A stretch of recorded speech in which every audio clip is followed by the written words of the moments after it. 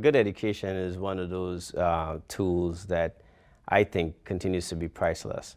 And it's one of those things that people cannot take away from you. It's one of those things that creates generational changes in terms of your family. It's one of those things that I think is a lot of times an overlooked solution to some of the more basic problems that exist in our society, from poverty to homelessness. One of the things that we must do is to make sure that we invest in education in communities that are disproportionately marginalized. And so when you look at an HBCU education at a historically black college and university, it's amazing in terms of what it has done in this country.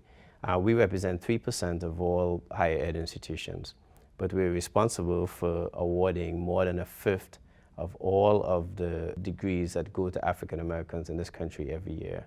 Well, what portends in terms of the global reality of higher education, particularly of people of African descent and people of color?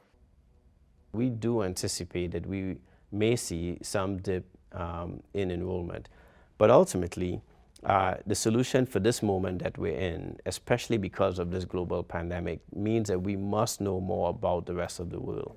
And the rest of the world must know more about us.